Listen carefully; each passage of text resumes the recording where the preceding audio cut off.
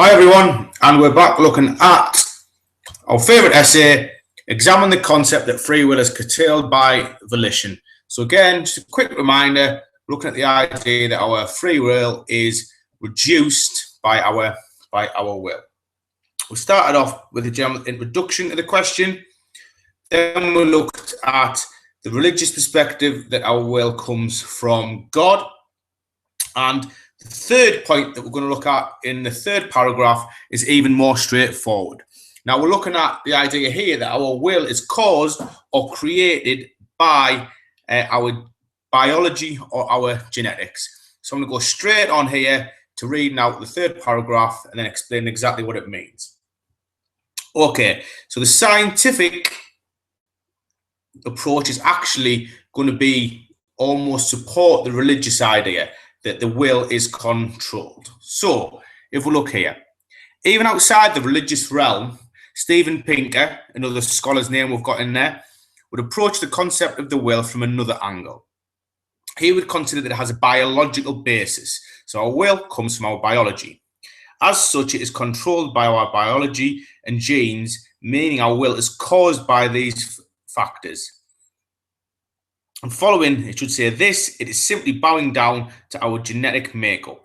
Certainly, this demonstrates our volition being controlled, and therefore, following this, it is clearly curtailing our freedom. Okay, so it's again, the idea the will's created by our biology, controlled by our biology, therefore, our freedom is reduced.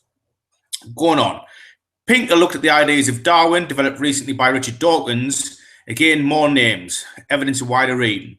That emotions such as guilt, anger, sympathy, and love all have a biological basis, and our will would be like these.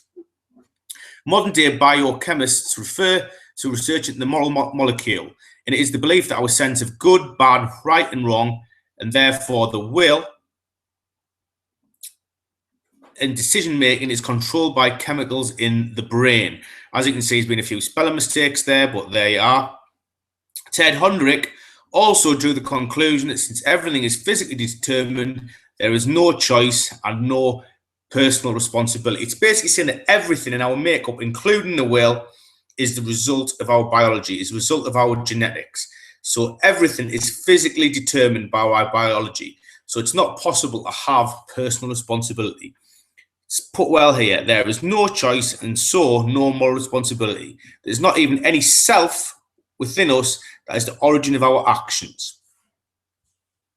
The mind or the will is a byproduct of brain activity, and actions are caused by psychoneural events involving both mind and brain. So our mind, our will is again being controlled, being caused by our biology.